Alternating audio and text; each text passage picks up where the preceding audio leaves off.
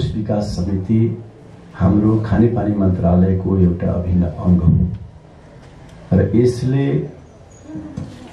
यो नेपालको ग्रामीण समुदायमा मलाई लाग्छ यो 26औं यो वर्ष आइपुग्दा उहाँहरूले 28 लाख नेपाली जनतालाई जो हाम्रो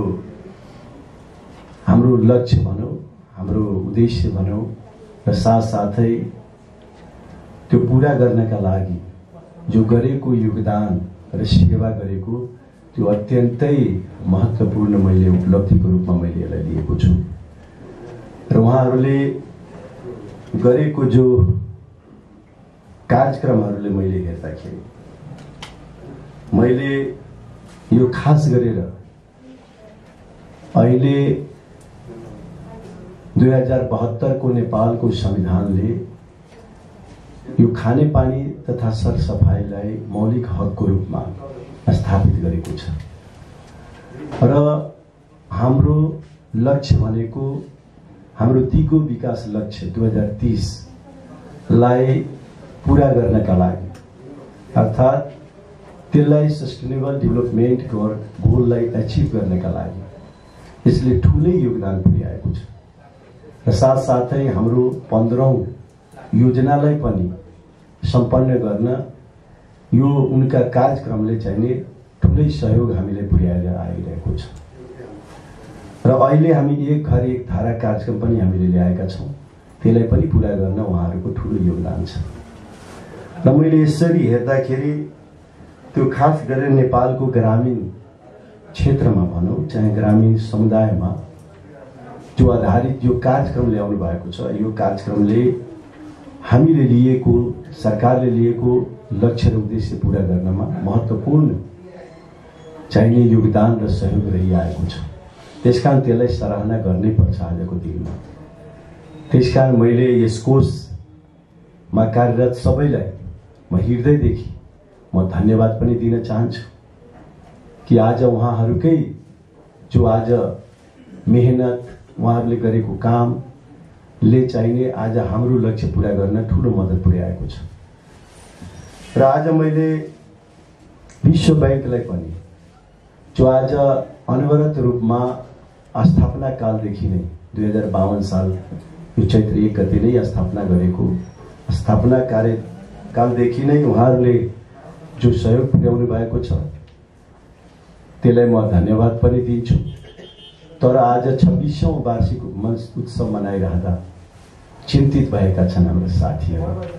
हाम्रो कोषको अवस्था के हुने, हाम्रो भविष्य के हुने भनेर हाम्रा सम्पूर्ण साथीहरू आज चिन्तित भएका छन् र अहिले यहाँ कुराहरू उठाइराख्दा मैले खास गरेर केही आइसकेपछि एउटा यस्तो अवस्थामा छौं कि हाम्रो भूकम्पको कारण क्लाइमेट चेन्जको कारण पहाडमा पानीको मुहान सुक्दै गइराखेको छ र तराईमा पानीको सतह घट्दै गइराखेको छ, जसका कारण आर्सेनिक पानी भनौं चाहे आइरन वाटर भनौं चाहे कन्टामिनेसन भनौं त्यसमा जो अब ब्याक्टेरियल चाहिँ जे पानी भनौं आज त्यो खान बाध्य पनि भइराखेको छ र उहाँहरूले गरेको कार्यहरू हेर्दाखेरि यो सबलाई व्यवस्थित गर्नलाई पहिलेदेखि नै काम गरिराख्नु भएको छ र म यसलाई एउटा यो मुहान संरक्षण गर्ने अभियान र म पानीको मूल फुटाउ अभियान भन्ने मैले यसपालिदेखि लागू गर्ने मेरो सोचाइ रहिआएको छ र तराईमा स्वच्छ खानेपानी हाम्रो जो मौलिक हकमा रहेको कारणले पनि त्यसलाई व्यवस्थित गर्न उहाँहरूको सिप, उहाँहरूको ज्ञान, उहाँहरूले गरेको लगानी, उहाँहरूसँग भएको अनुभव त्यो अहिले पनि खाँचो छ र हामीले आवश्यकता छ र हामी चाहन्छौँ कि हाम्रो जो यो अभियान हामी लगाउन गइराखेका छौं त्यसमा उहाँहरूको फेरि पनि सहयोगको अपेक्षा छ। मैले अपेक्षा गरेको छु। अर्कातिर मैले चाहिने गुणस्तरीय खानेपानी अच्छा सुरक्षित खानेपानी का लागि पनि उहाँहरूले ठूलो योगदान गर्नुभएको छ। ती अनुभव पनि खाँचो छ र म चाहन्छु यसलाई एउटा अभियानकै रूपमा मलाई पानी टेस्टिङ गर्नका लागि मलाई लाग्छ यो धेरै लामो समय बिति पनि सकेको छ र त्यसलाई एउटा अभियानकै रूपमा देशभरि परिचालन गर्ने त्यसमा पनि उहाँहरूको अनुभव उहाँहरूको सिप उहाँहरूको ज्ञान उहाँहरूको विज्ञको आवश्यकता पनि पर्न सक्छ। त्यसकारण त्यसको लागि पनि यो कार्यक्रममा उहाँहरूको सहयोग पुगोस् भन्ने म चाहन्छु। उहाँहरूले खानेपानी मात्र होइन सरसफाइतिर पनि, किनभने मैले हेरेँ ओडिएफटी क्लियर गर्नलाई उहाँहरूको पनि ठुलो योगदान रहिरहेको छ। किनभने उहाँहरूको कार्यक्रम मैले हेरेँ। अब त्यसले ओडिएफटी क्लियर त गर्यो, एसियामा हाम्रो देशको नाम त भयो, तर त्यसलाई दिगोपन गर्न पनि अति आवश्यक छ र त्यो दिगोपन गर्नका लागि अझ पनि कमी छन्। त्यसलाई मध्यनजर राखेर मैले अहिले पनि हेर्दा अहिले मैले धेरै हेरेँ, व्यक्तिगत रूपमा भन्दा पनि सार्वजनिक ठाउँहरूमा अहिले पनि शौचालयको आवश्यकता छ। जस्तै तराईमा मैले हेरेँ हाट बजारमा कहीँ सार्वजनिक शौचालय छैन। धेरै धार्मिक स्थलमा पनि मैले हेरेँ छैन, सार्वजनिक स्थलमा पनि छैन। खास गरेर अति विपन्न परिवार जसको आफ्नो पनि टोयलेट हुन सकेको छैन, त्योलाई पनि त्यो समुदायमा पनि आधारित गरेर ग्रामीणमा त्यहाँ पनि अति विपन्न परिवारलाई पनि हेर्नुपर्ने हुन्छ। र खास गरेर मैले हेरेँ राजमार्गमा त कहीँ टोयलेटै देखिन। खास गरेर महिलाहरूको लागि पनि अप्ठ्यारोहरू भोग्न परिराखेको छ। त्यसकारण मैले यो ओडिएफटी क्लियर गरे पनि त्यसलाई दिगोपन गर्नका लागि पनि यो कोषको यो विकास समितिको पनि आवश्यकता छ भन्ने मैले महसुस गरेको छु। किनभने उहाँहरूले गरेको कामबाट पनि मैले अहिले हेरिराखेको छु र त्यो सरसफाइ अभियानमा उहाँहरूको ठुलो मद्दत हुनेछ भन्ने मैले अपेक्षा गरेको छु। साथै हामीले यो ढल पनि कार्यक्रम यो अब त पालिकाहरू भइसक्यो, 3 तहको सरकार भएको छ, एउटा स्थानीय एउटा प्रदेश सरकार सङ्घ।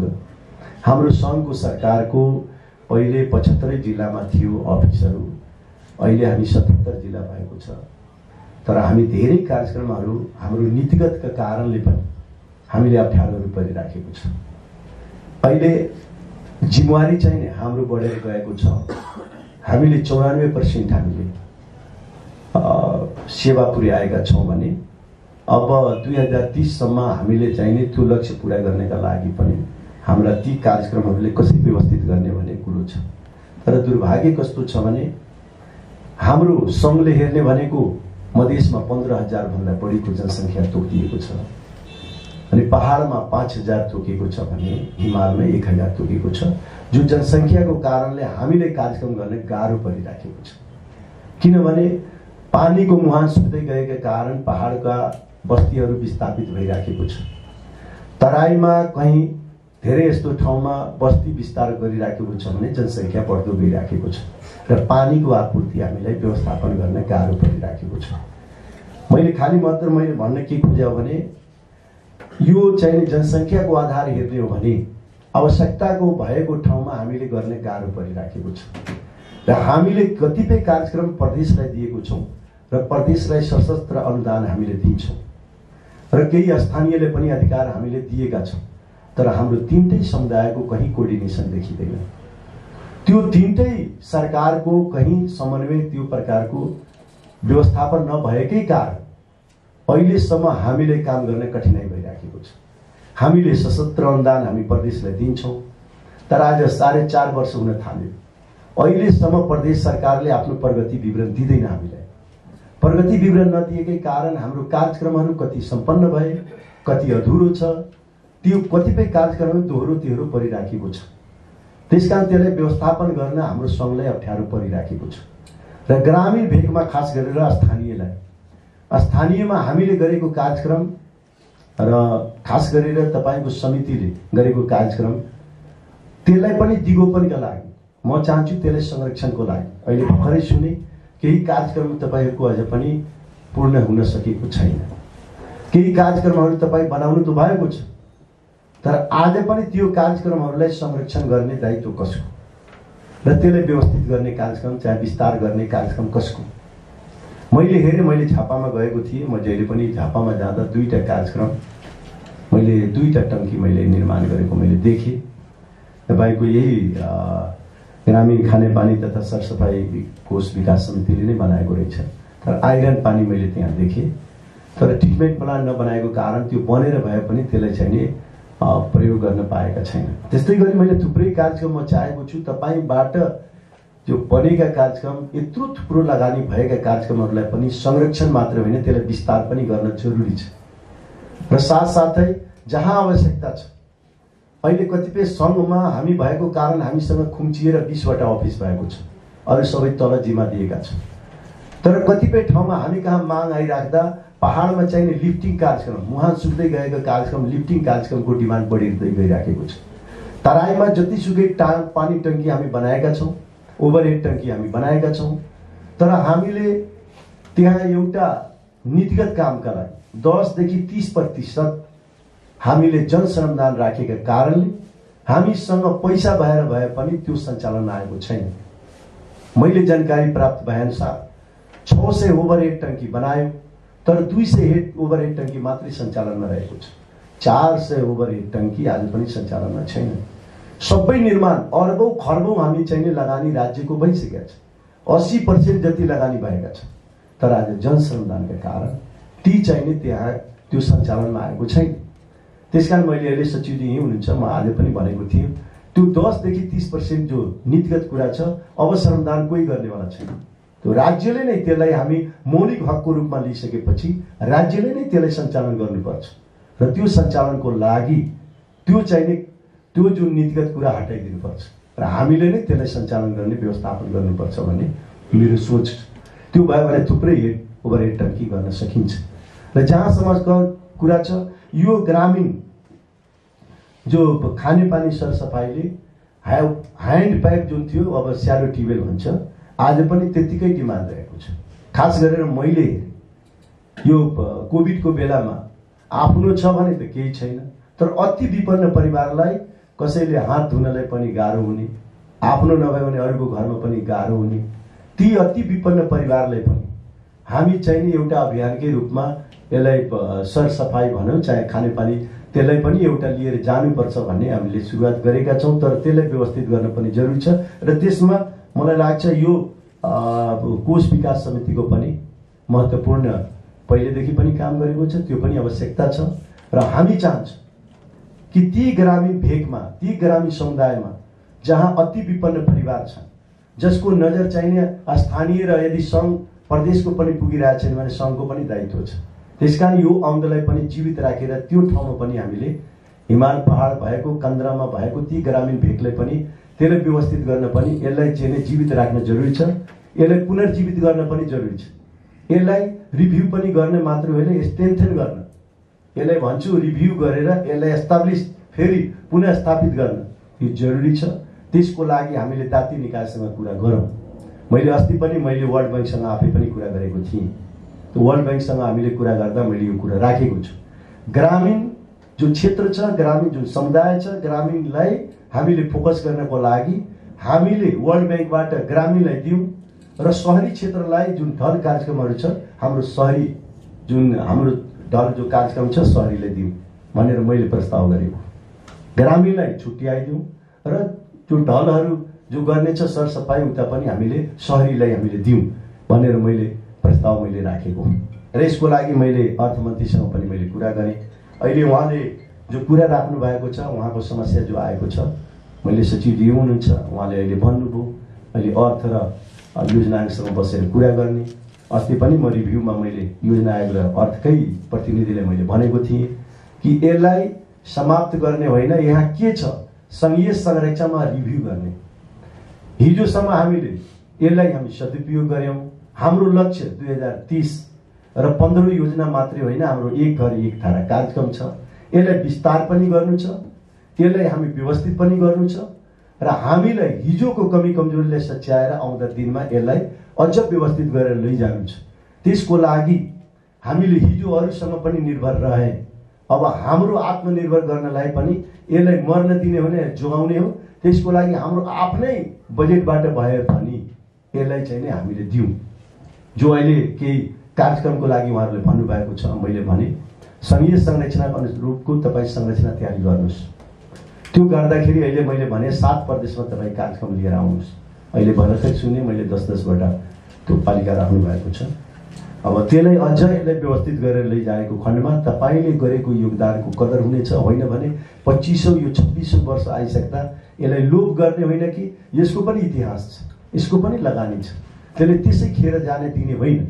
यसलाई व्यवस्थित गर्न जरुरी छ भन्ने मात्रै मैले सोच बनाएको छु र सचिवजी हुनुहुन्छ। यसलाई व्यवस्थापन गर्नका लागि अहिले तत्काल रकमान्तर गरेर हुन्छ कि अब आउँदा दिनमा यो बजेट विनियोजन गर्दाखेरि यसलाई कसरी व्यवस्थित गर्नुपर्छ त्यसलाई एकाजमा राखौँ र दाती निकायसँग कुरा गरौँ।